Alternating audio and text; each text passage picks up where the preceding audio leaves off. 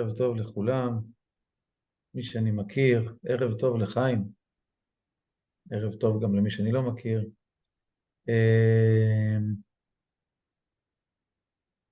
ככה, ממש בנגיעה,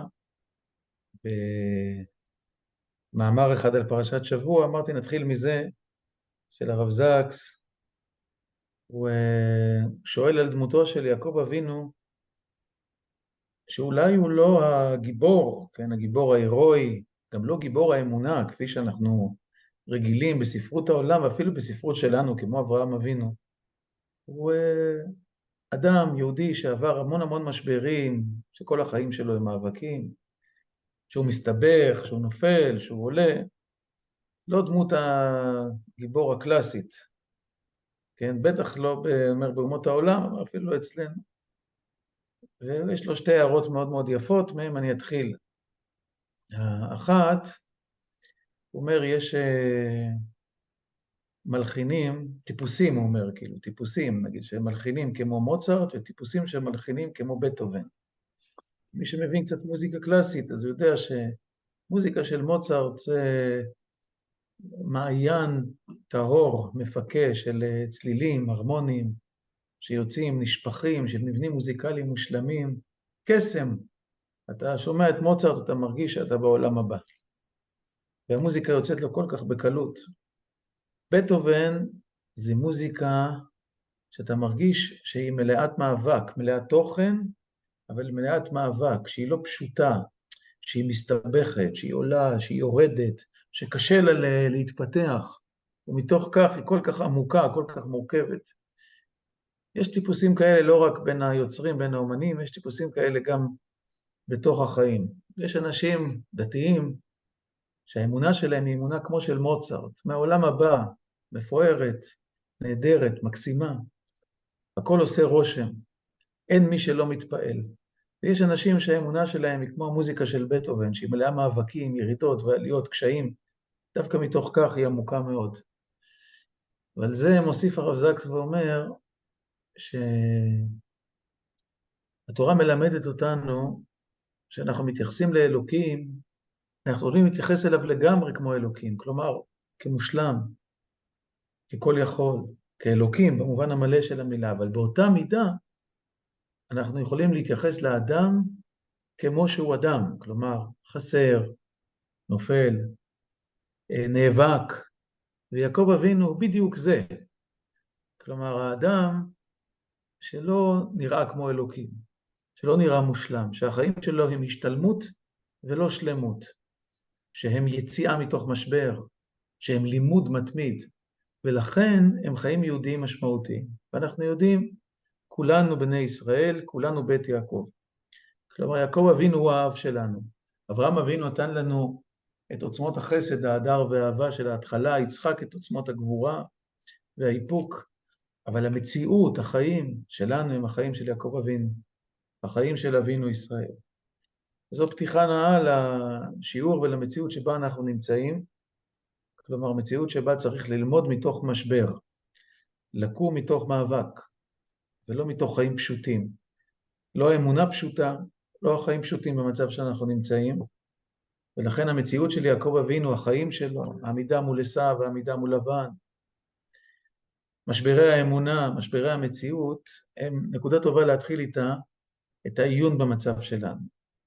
מתוך הדברים הללו של הרב זקס, אני רוצה להפליג או להמריא, איך שתרצו, בניסיון לזהות את המודל ההיסטורי שממנו ניתן ללמוד על המצב שלנו ועל אופני התגובה, ואחר כך להגיד מה הם בעיניי, לעניות דעתי, אופני התגובה.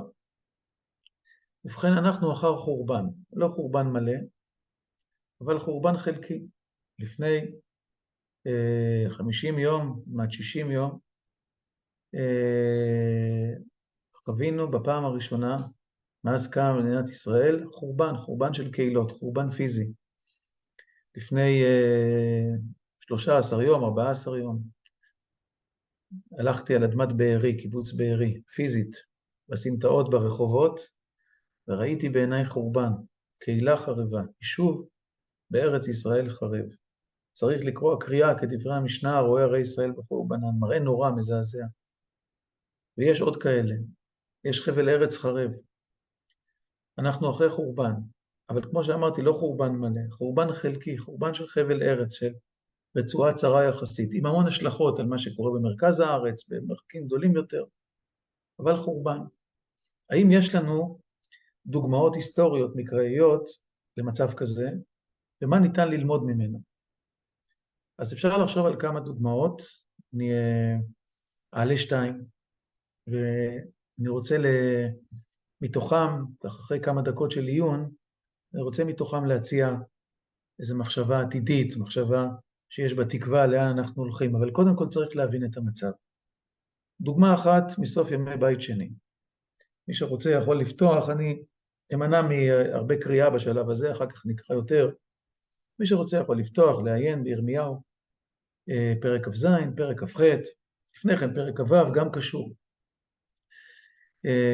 11 שנים לפני שנחרב בית המקדש, עלה נבוכדנצר על ירושלים, כבש אותה והגלה את האליטה, החרש והמסגר, כפי שזה נקרא בתנ"ך, והשאיר את ירושלים תחת שלטון מרחוק, שלטון בבלי מרחוק. המלך יהויכין, שמלך רק 3 חודשים, הוגלה, וירושלים הייתה תחת טראומה של חורבן, אבל מנסה להבין מה קרה לה, מה המשמעות של החורבן הזה. כשאירע החורבן, מה היו הקולות, כן? מה אמרו אנשים באותה שעה? הרי היה חורבן, אבל לא חורבן מלא. אז אנחנו בטוחים, כשאנחנו מסתכלים במרחק של 2500 שנה, שבוודאי אם היה חורבן כזה, כל העם התעורר לתשובה, כל העם זז מעמדתו הקודמת, כל העם הבין שהוא טעה, יותר מזה. הרי החורבן של ימי יהויכין, של גלות יהויכין, מה שנקרא במגילת אסתר, עם הגולה אשר הוגלתה עם יחוניה מלך יהודה, אשר הגלה נבוכדנצר מלך בבל. כן, הפסוק בתחילת פרק ב'. אנחנו משוכנעים שהחורבן הזה, הרי ירמיהו ניבא עליו, ירמיהו אמר יבואו הבבלים ויחריבו את ירושלים. אז עכשיו שזה קרה, יגידו כולם, בוודאי ירמיהו צדק, ויסיקו מזה מסקנות. יפסיקו לשקר, לגנוב, תפסיק השחיתות הציבורית, יפסיקו הרציחות של המתנגדים פוליטיים, כמו שהיו בימי יהויקים. כל המציאות תשתנה, יחזרו לעבוד את השם באמת, לא יבואו לבית המקדש להקריב קורבנות סתם, ויאמרו היכל השם, היכל השם, היכל השם המה, ויחשבו שהשם יסלח להם בגלל זה. כל מה שירמיהו אומר, אנחנו בטוחים שזה מה שיקרה. והנה אנחנו פותחים את ספר ירמיהו, ואנחנו רואים שהרבה מאוד אנשים, יש לשער לפי דבריו של ירמיהו הרוב, אחרי שהיה חורבן, לא רק שלא שינו את דעתם, אלא חזרו בעוצמה עוד יותר גדולה לעמדתם הקודמת. החזיקו בה, התעקשו להחזיק בה, לא זזו. אנחנו שומעים את הנביאים, נביאי השקר, אומרים, בעוד 2 ימים, חנניה בן עזור בפרק כ"ח אומר, בעוד 2 ימים, ישיב הקדוש ברוך הוא את הגולים ואת כלי המקדש אשר נלקחו בבל על ירושלים. ואנחנו שומעים נביאים אחרים שאומרים בירושלים, הרי מה שקרה הוא הוכחה שאנחנו צדקנו וירמיהו טעה. כיצד הוכחה? עובדה שלא אירע חורבן שלם. עובדה שאנחנו בחיים. כנראה אלה שגלו הם החוטאים. זו נבואה בפרק כ"ד, יש תאנים שנלקחו מן העץ, הם התאנים הרעות, ויש תאנים שנשארו על העץ, הם התאנים הטובות, נבואת התאנים, 2 דודי תאנים ירמיהו רואה. מי הם התאנים הטובות? אנשי ירושלים שנשארו. מה המסקנה מזה שלא אירע חורבן שלם? שכנראה הכל יחזור על תיקונו. מה המסקנה מזה? שלא צריך לזוז, שהכל נשאר אותו דבר. כך היה בימי ירמיהו ב-11 השנים שבין החורבן הראשון, גלות יהויכין, לבין החורבן השני, חורבן המקדש. אנשי ירושלים לא שינו את טעמם, לא הסיקו מסקנות. האדמה לא רעדה תחת רגליהם, למרות שהיו כל הסיבות שהיא תרעד. הם החזיקו באותן שיטות ישנות שהחזיקו בהם כל הזמן, שבית המקדש לא יכול להיחרב, שעבודת המקדש מכפרת על הכל, שאפשר לגנוב ולרצוח ולגזול ולהיות משחטים ולהקריב קורבנות והכל בסדר, והמקדש נחרב בסופו של דבר. זו דוגמה אחת רעה, אבל יש גם דוגמה טובה, דומה, אפילו יותר דומה למציאות של היום. אנחנו קוראים, מי שרוצה לפתוח, מוזמן לרגע, במלכים ב' פרק י"ח. אנחנו קוראים שם בפסוק י"ב, ויהי בשנה הרביעית, זה עוד פעם מלכים ב' פרק י"ח, ויהי בשנה הרביעית למלך חזקיהו, עלה שלמנאסר מלך אשור על שומרון, ויעצר עליה, וילכדוה מקצה 3 שנים, ויגל מלך אשור את ישראל אשורה, וינחם מחלך וחבור, נהר גוזן והרי מדי, על אשר לא שמעו בקול השם אלוקיהם.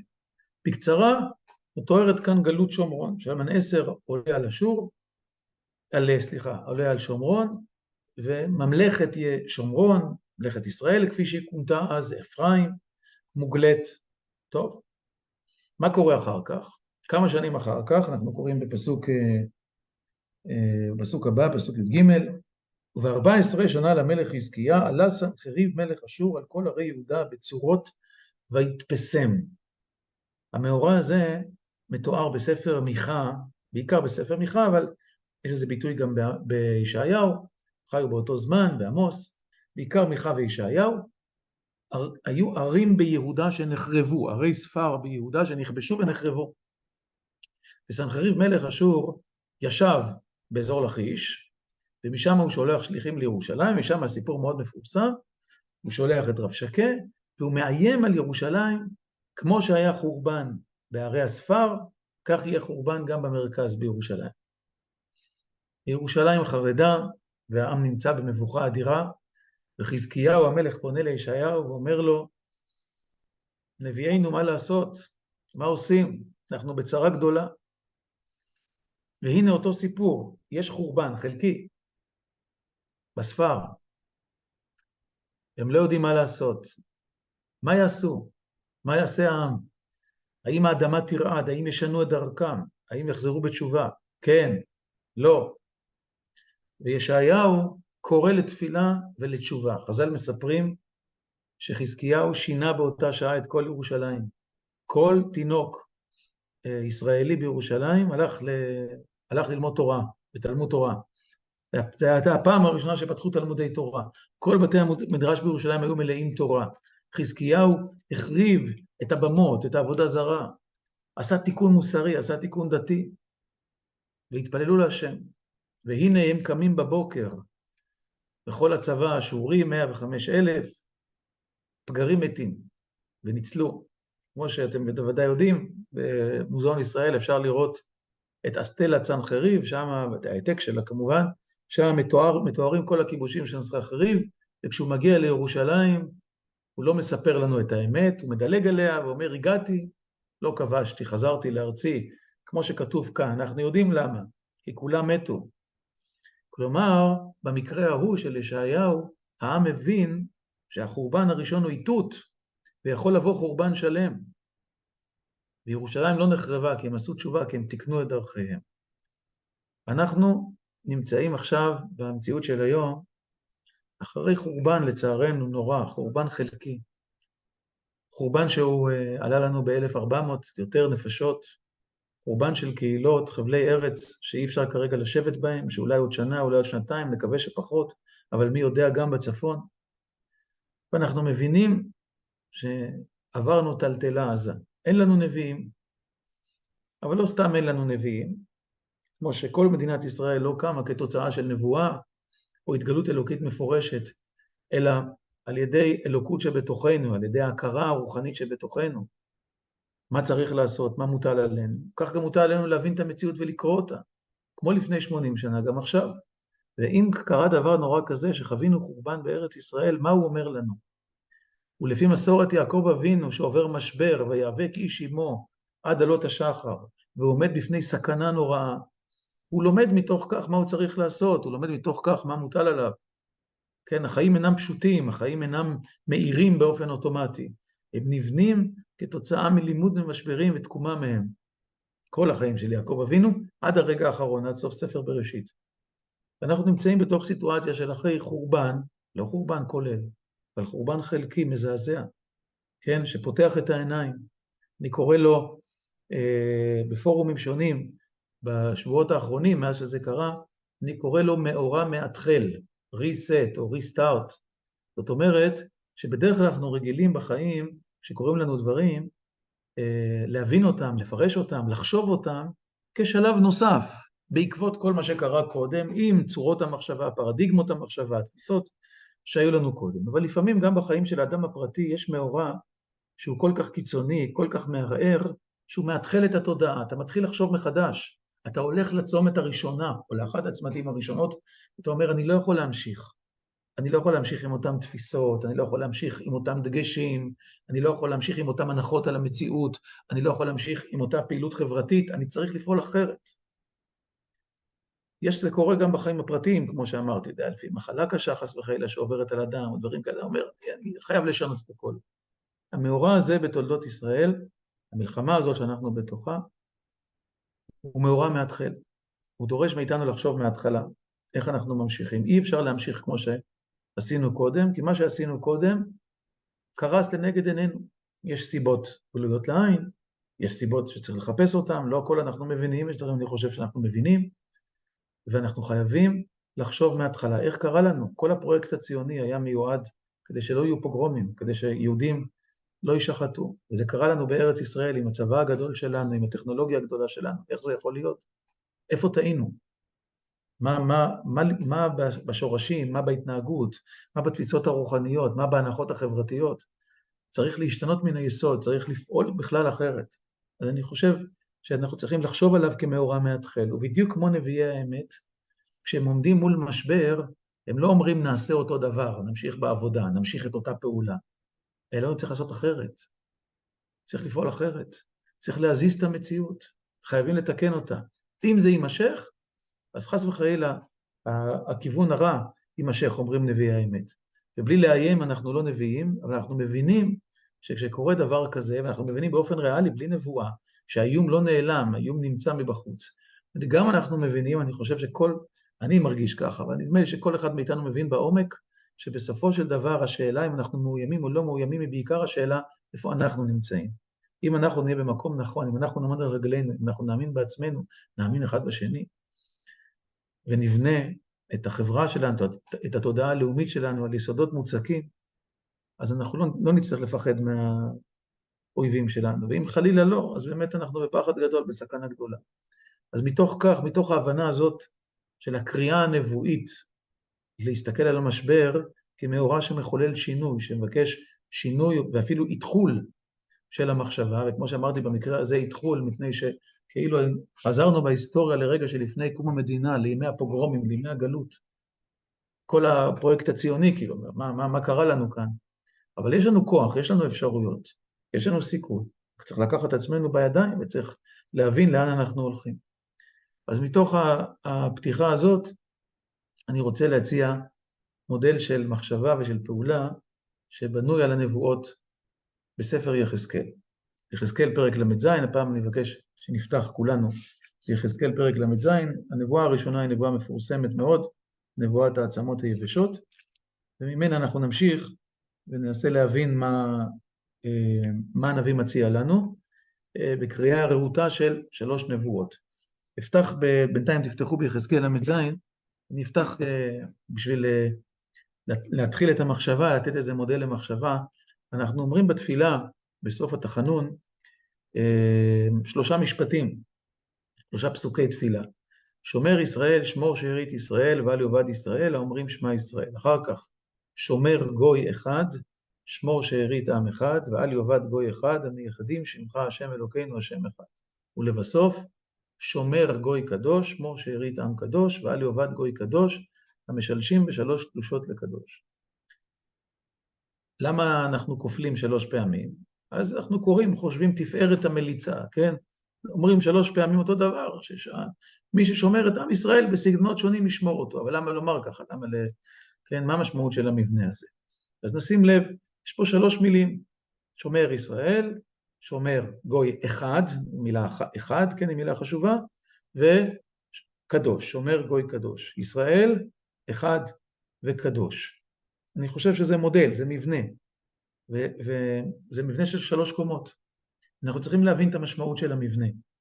ואני אציע את זה עכשיו מתוך קריאה בנביא, שהמודל הזה של התפילה בנוי על נבואות הנחמה, נבואות הגאולה של יחזקאל, באופן שיטתי, אחת אחרי השנייה, והוא אומר לנו משהו על הדרך, הוא אומר לנו משהו על האופן שבו אנחנו צריכים לפעול. בואו נסתכל.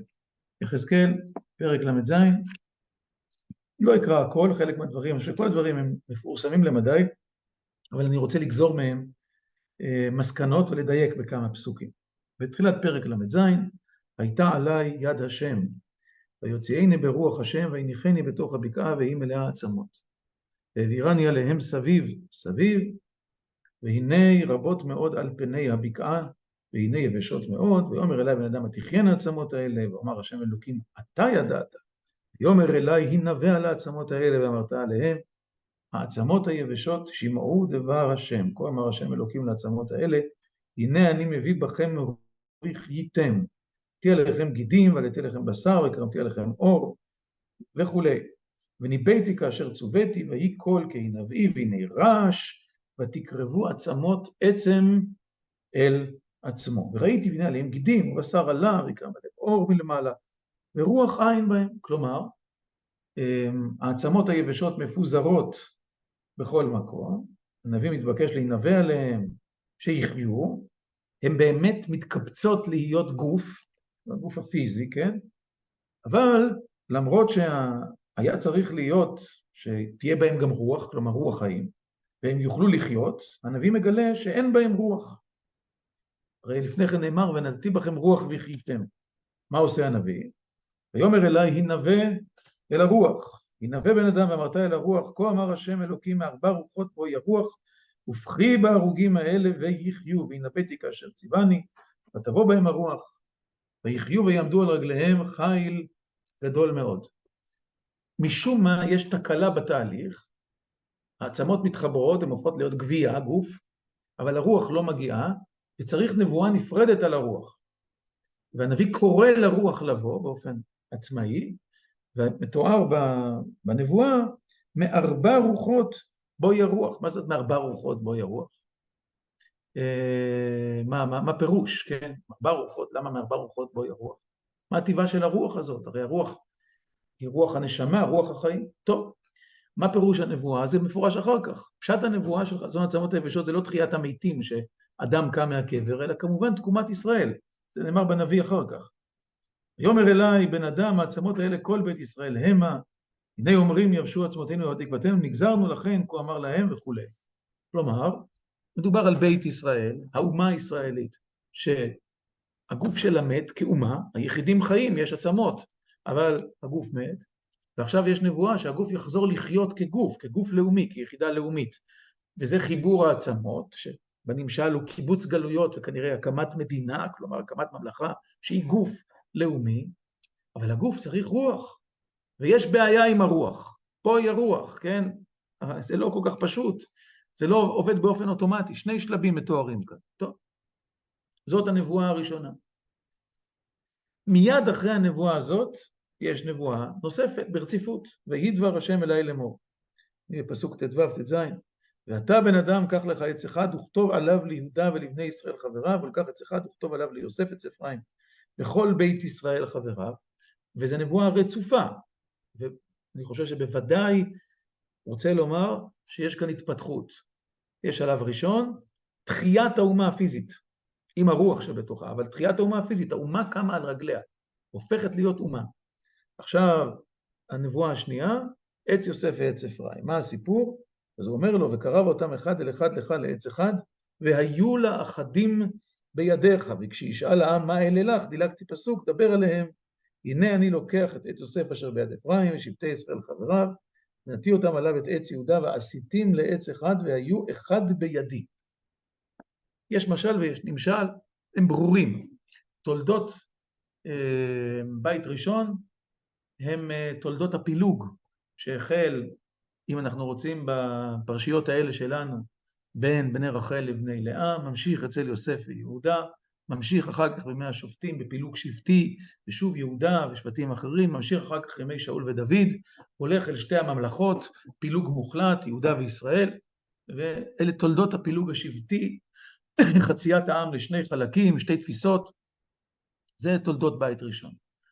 אומר הקדוש ברוך הוא לנביא, אתה צריך להראות לעם ישראל שחלק מהתחייה, ועכשיו בואו נדייק, השלב השני בתחייה, זה השלב שבו העצים השונים שמבטאים את המקורות השונים, את התנועות השונות, מורכבים לעץ אחד, והיו לאחדים בידיך.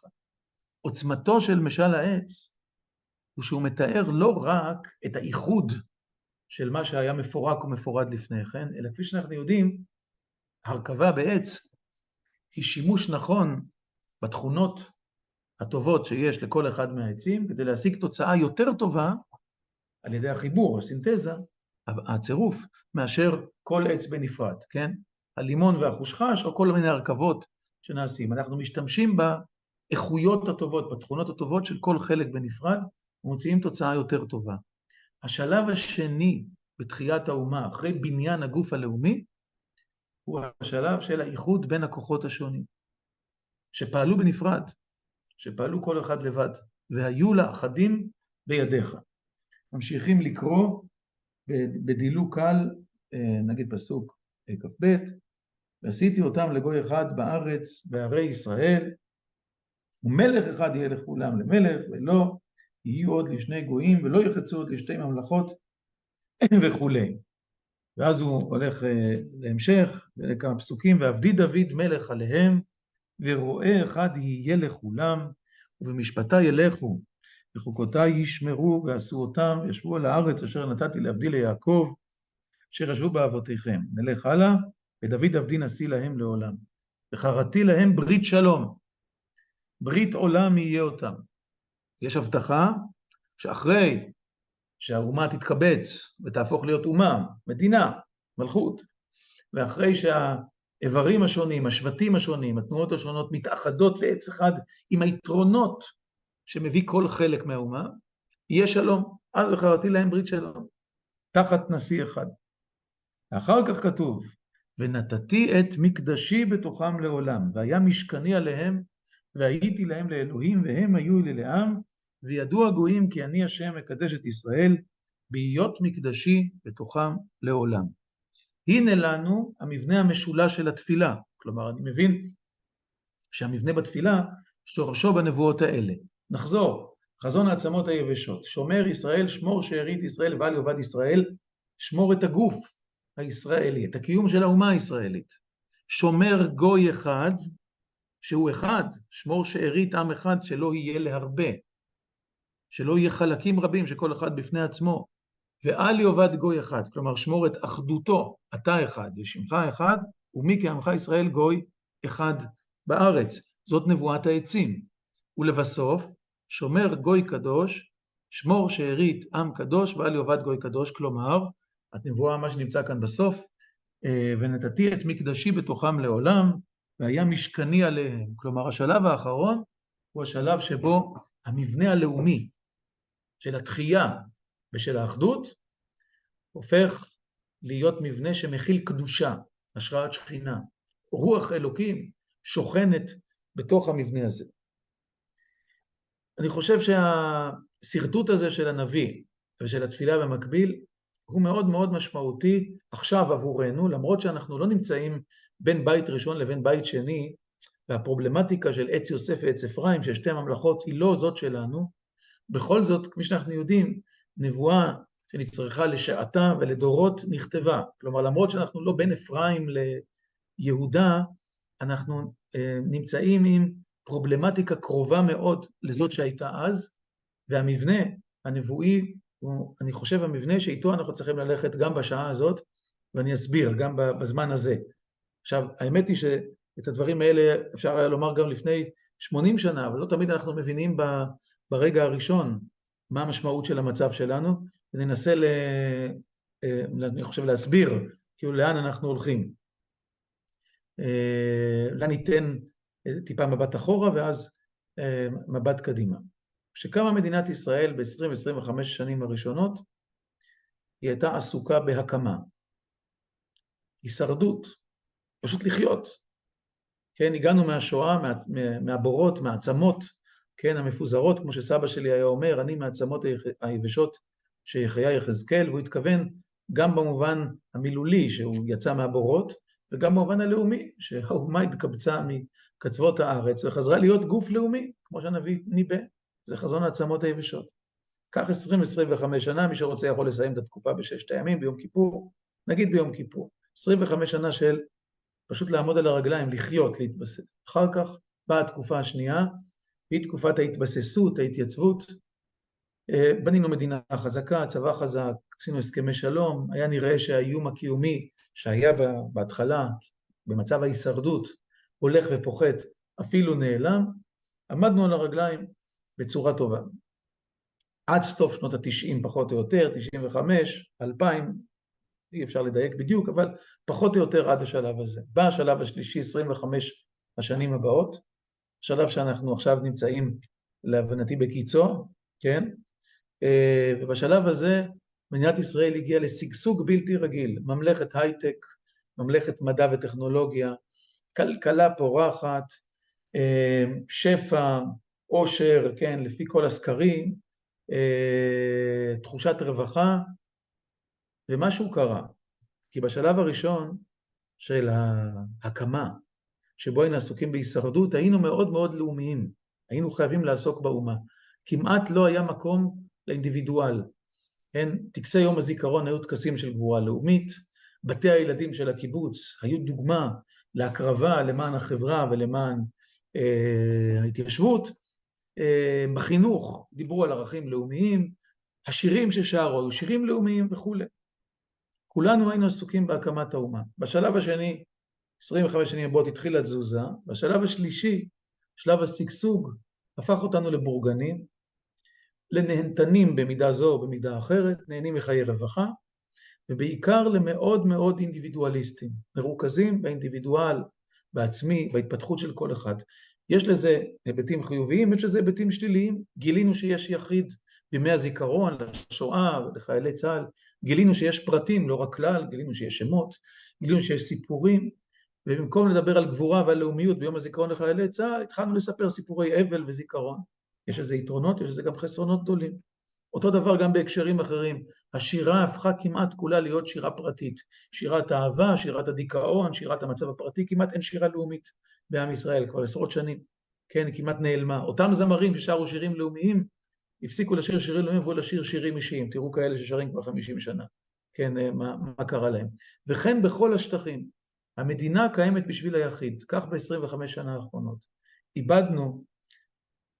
הרווחנו הרבה, איבדנו הרבה.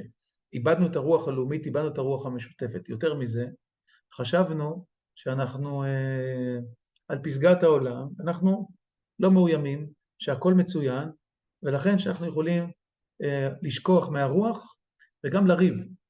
כאילו האויבים שלנו זה אנחנו, ולא אחרים שנמצאים מסביב. איבדנו אוריינטציה, בהרבה מובנים. ואנחנו נמצאים היום אחרי 75 שנה, ואחרי החורבן שקרה לנו, במצב שבו נפקחו העיניים, ואנחנו שואלים שאלות של הישרדות, כמו ששאלנו לפני 75 שנה, כמו ששאלנו בקום המדינה. וממצב של אינדיבידואליזם חריף, גילינו פתאום שיש לעם ישראל אינסטינקטים מאוד בריאים, וחיילים צעירים מכל העולם, מטיילים בדרום אמריקה, בהודו, באפריקה וכו', הגיעו ברכבות אוויריות, כדי להילחם, כדי להקריב את עצמם למען האומה. דתיים, חילוניים, רחוקים, קרובים, בכלל לא משנה. פתאום חזרה האומה, פתאום מדברים בשפה לאומית. כן, כמו לפני 60 ו-70 שנה. 5 שנים, ועוד יותר בשנה האחרונה, הכינו אחד את השני, רבנו, הלכנו אחד על הראש של השני, פתאום עכשיו אנחנו משתפים פעולה ביחד ננצח. מה קרה כאן? מה זה אומר? מה היה לנו?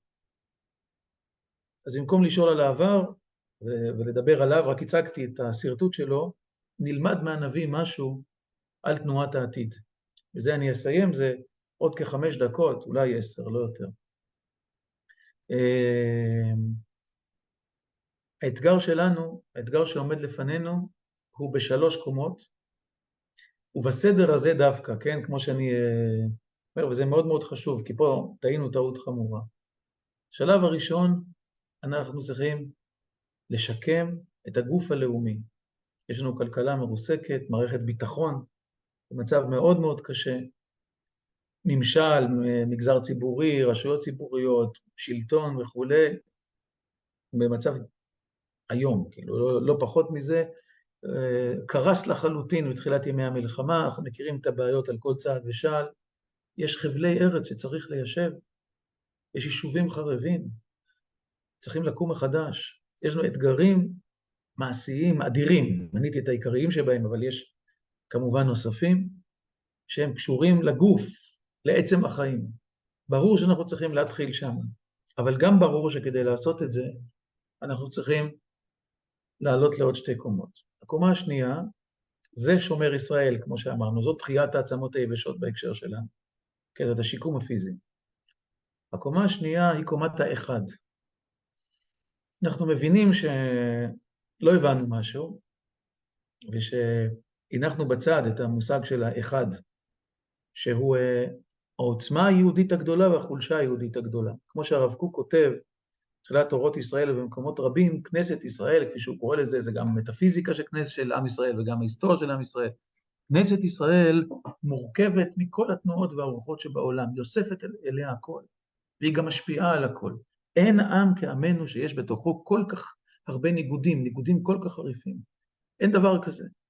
אין עם שנציגים שלו הובילו כל כך הרבה תנועות חברתיות ואידיאולוגיות ברחבי העולם שהשפיעו על העולם ושינו אותו, או פיתוחים אינטלקטואליים חדשים.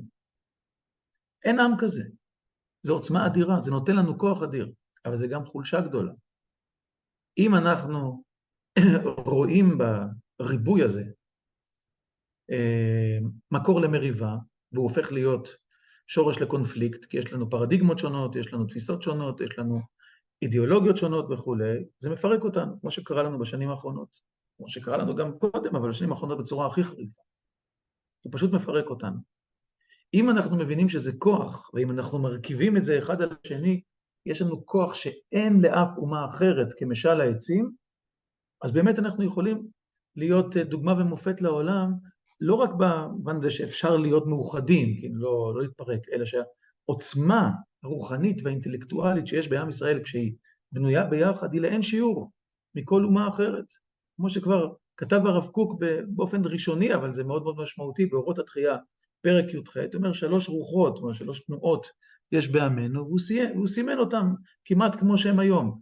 הוא אומר, התנועה הליברלית, התנועה הלאומית והתנועה הדתית. גם היום זה פחות או יותר כך, כן? כלומר, אי אפשר שעם ישראל יתקיים בלי ש3 הרוחות הללו, התנועות הללו, ימצאו את מקומם באופן שלם ומשמעותי, ובסוף באחדות. הקיום השלם של עם ישראל זה להחזיק את 3 יחד. אפשר להרחיב, אבל זה רגע.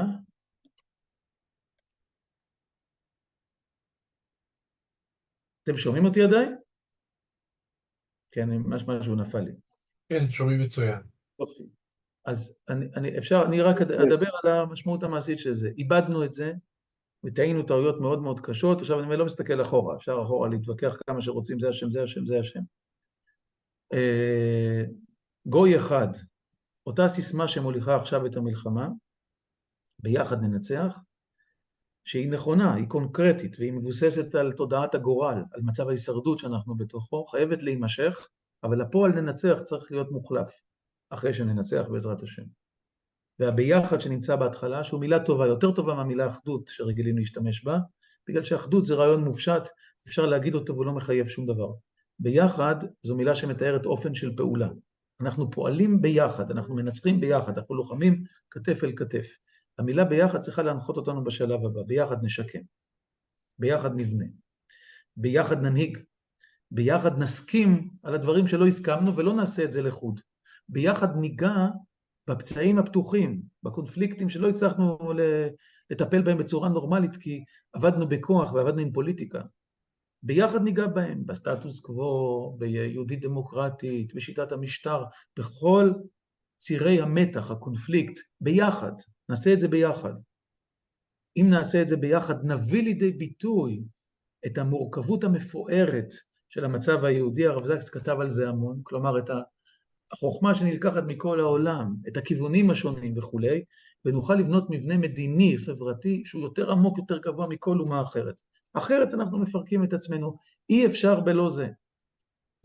זאת הקומה השנייה, והיא הכרחית, מחר בבוקר, כן? ברגע שנוכל להתחיל להתפנות למשהו אחר, צריכים להיות מוכנים לתנועה הזאת.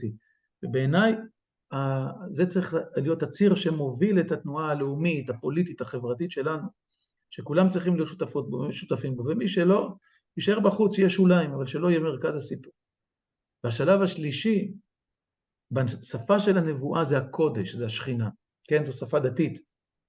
כמובן הנבואה היא מדברת בשפה אמונית, בשפה דתית. כלומר, יש מבנה פיזי, יש יחד, שהוא יכול להיות היחד של המדע, היחד של הפוליטיקה, היחד של החברה, היחד האינטלקטואלי, אבל העם צריך קומה נוספת, קומה שמחברת אותו לשמיים. עם ישראל מההתחלה, מראשית דרכו, הוא עם שמחבר ארץ ושמיים. זאת השראת השכינה, זהו המקדש. בשביל שהשפה תהיה רלוונטית לכל עם ישראל, ולא במובן של החלפת מילים מכובסת, אלא אמיתית. המשמעות שזה עבורנו, כי המילים קודש ושכינה הם מילים שיש להם איזה תוכן. אנחנו רוצים שלחיים שלנו יהיה תוכן רוחני, שחיים יהודיים בארץ ישראל, בחברה הישראלית, יהיו חיים מלאי רוח, שאנחנו כולנו, כל עם ישראל, נחזיק בערכים ובאמונות משותפים, משותפות, שנחלום חלומות ביחד על איך החברה הישראלית צריכה להיות, איך מדינת ישראל צריכה להיות, מה היא צריכה להיות בשביל העולם, כמו שחלמנו פעם, לפחות חלקנו חלמנו פעם, כמו שרצינו, כמו שכתוב בתורה, כמו שכתוב בנביאים, וכמו שאנחנו צריכים לעדכן בהתאמה למציאות זמננו היום, שתהיה רוח, רוח ששואבת מהשורשים היהודיים, רוח ששואבת מהשורשים הישראלים והציוניים, רוח שנבנית ביחד פשיטה, יהיו גם רוחות שונות, נפרדות, לא כל אחד יחלום אותו דבר, לא כל הערכים משותפים, אבל שיהיה לנו בסיס משותף, של חלומות משותפים, של ערכים משותפים, של מקורות משותפים, בלי איום, בלי פחד, בלי שמישהו חייב לעשות משהו, רוח, כמו שהיא רוח, כן? רוח שהיא תנועה רוחנית. וכאן מגיע סוד גדול. במבנה של השלוש קומות של הנביא ושל התפילה, ושהצעתי עכשיו לתיקון של מדינת ישראל ושל עם ישראל עכשיו, קומת הרוח או הקודש בשפה הנבואית היא הקומה השלישית, הקומה הגבוהה ביותר. היא מגיעה אחרי שתי הקומות הראשונות. אבל כבר הערנו קודם שבנבואה, כבר בשלב הראשון של הגוף מופיעה הרוח. ומה נאמר? מארבע רוחות בואי הרוח. מה זה אומר? זה אומר שאף על פי שהרוח, במובן הלוגי, כן, היא השלב השלישי, כמו תינוק, תינוק הוא קודם כל צריך לחיות, כן, אחר כך הוא חי חיים חברתיים, נקרא לזה אחד, ואחר כך הוא מגיע לחיים ערכיים או חיים רוחניים כשהוא גדל. כן, זה שלבי התפתחות, אז אפשר לחשוב על זה ככה, אבל לא. הנביא מלמד אותנו דבר מאוד משמעותי, שכדי שהגוף יחיה, כדי שהגוף יחיה, בואי הרוח, אנחנו זקוקים לרוח. הרוח לא באה באופן אוטומטי. אי אפשר לשקם, אי אפשר לבנות, אי אפשר לעשות כלכלה, אי אפשר להקים מחדש חבלי ארץ, רק עם אדמיניסטרציה, רק עם בניית בתים או בריכות. זה לא ילך. אי אפשר שעם ישראל יעמוד על רגליו, אם לא תנשוב הרוח מחדש, אם לא תנשוב באופן משמעותי. אז נכון שזה לוגית בקומה השלישית, אבל במובן הקיומי, במובן הנפשי, הצורך ברוח הוא צורך ראשוני, הוא צורך של כולנו. צורך שנאמין בחיים שלנו, בעצמנו, שהם יהיו מבוססים על תנועות פנימיות, על ערכים, על אמונות. שוב, אנחנו צריכים לדבר עליהם ביחד, לא שאני אגיד למישהו אחר או מישהו אחר יגיד לי, אבל מוכרח שאנחנו נחיה שם, שנשאף שאיפות רוחניות, בכלל ובפרט. זה יעזור לנו לעמוד על הרגליים. אם יחלמו מפוני היישובים, כן, שנמצאים כאן בתל אביב הרבה, כולי מפוני היישובים, על זה שהחזרה לנגב היא חזרה אידיאלית, היא חזרה עם רוח חדשה, עם רוח ציונית חדשה, עם אידיאל חברתי חדש וכולי, הם יוכלו לחזור למרות הפחד, למרות הקושי. ואם לא חלילה, זה לא פשוט בכלל. זה לא מובן מאליו. זה מאוד מאוד משמעותי, וזה נכון לגבי כל העם.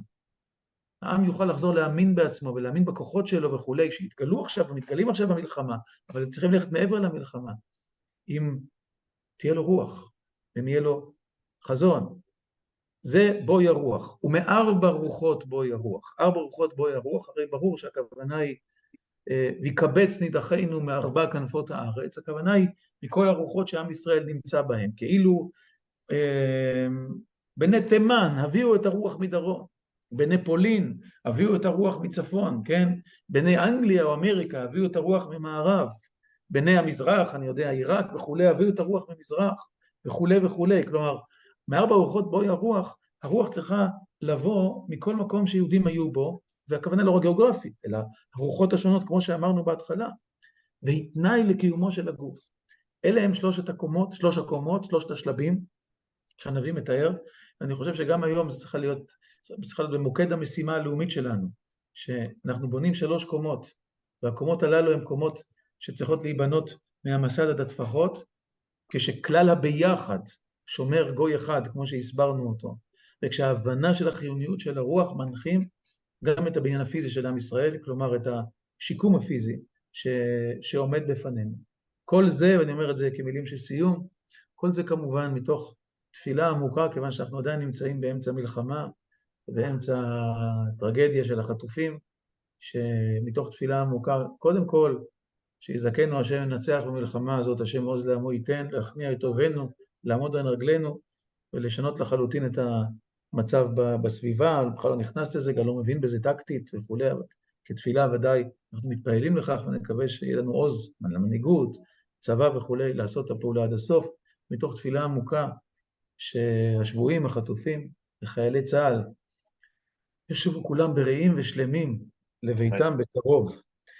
תודה, תודה.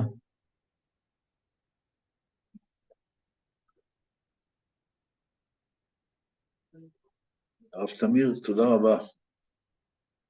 יש שאלות למאזין, למשתתפים? מישהו רוצה להעלות שאלה? יש כמובן את השאלה, אם מותר לי להתחיל, למהלך כזה צריך מנהיג. לכל חיה ועוף, לא לעוף, לכל חיה ובהמה, הקדוש ברוך הוא יצר 4 רגליים, בכדי ש4 רגליים ילכו ביחד, הם צריכים את הראש. אם כשאין לנו את הראש שמוביל, אז הביחד הוא קצת בעייתי. איך פותרים את הבעיה הזאת? איך ניגשים לבעיה הזאת? יש לי 2 תשובות. בלי להיכנס באמת, שלא יהפוך להיות נושא. לדידי פשיטה, שצריך להיות ראש אחר, וצריך לגשת אחרי המלחמה, לבחור ראש אחר, במובן הכללי יותר, של מנהיגות אחרת שאפשר לסמוך עליה, להאמין בה, לדידי זה ברור. אבל, כדי שלא נהיה תלויים במשהו שאנחנו לא לגמרי יכולים להשפיע עליו, אני רוצה לומר משהו שאני לומד בחודש וחצי האחרון, הוא מאוד מאוד משמעותי. אני לומד, ואני לומד את זה גם ברמה של המדינה וגם ברמה של חברות, חלקי החברה, שנגיד את זה במשפט כשנון, אני לומד שהרבה פעמים הגדולים הם קטנים והקטנים הם גדולים. כלומר, אני מסתכל למעלה ואני אומר, כמה קטנות, כמה אינטרסים, כמה אגואיזם וכו', ואני מסתכל למטה ואני רואה כמה גדלות, כמה עוצמות, בחיילים, בעם, בארגונים החברתיים, כן, וכו'. המדינה כשלה, העם התעצם בצורות בלתי רגילות, וזה נותן תקווה, ויכול להיות שאנחנו נגלה, כמו שהנביאים אומרים, שבאחרית הימים מנהיגות וכוח צומחת מלמטה ולא מלמעלה. איך בדיוק המודל הזה יעבוד? הרי בסוף צריך ראש.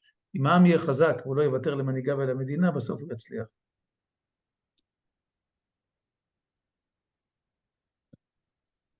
יש עוד שאלות, רעיונות, הצעות? זלמי, אתה יכול לפתוח את הרמקול? כן, מי שרוצה לפתוח את המיקרופון, אז אפשר לפתוח את המיקרופון ולשאול.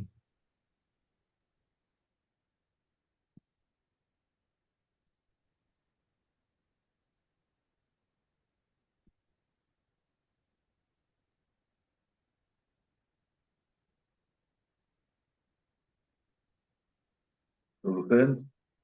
אני רואה שהתקשורת מאוד מפלג, כל הזמן נגד, נגד, נגד. איך אפשר לתקן את זה?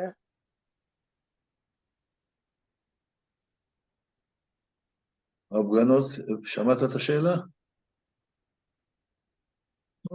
אני חושב שאנחנו נסתפק בדיבור הרוחני, שאלות של תקשורת וכולי. זה לא, יש לי מה להגיד, אבל זה לא תחום מומחיותי, וזה גם דורש שיחה נפרדת. בסדר, אני מעדיף לא להיכנס לשם. לשאלה שלך על הראש, אני הייתי מפני שהיא קריטית, אבל נראה לי לא להיכנס לפוליטיקה ולתקשורת, בהחלט. בתוך תחום שלנו. בסדר? סליחה, אבל... טוב. אוקיי. אם אין תודה לנו... לכם. תודה רבה, הרב תודה, גרנות. תודה. כל טוב, כל טוב. שלום, שלום. כל טוב. יום כוח. בשבוע הבא לא יהיה לנו הרצאה, בגלל שבשבוע הבא אנחנו בחנוכה, אבל בשבוע אחרי זה יופיע פרופסור אריה רייך עם השאלה הכי מעניינת והכי מאתגרת של השנאה והאנטישמיות עם כל מה שקשור מסביב לזה. אנחנו נשמח לראות את כולכם ונשמח להתחבר ביחד לסדרת הרצאות מעניינת. תודה רבה וערב טוב. ערב טוב.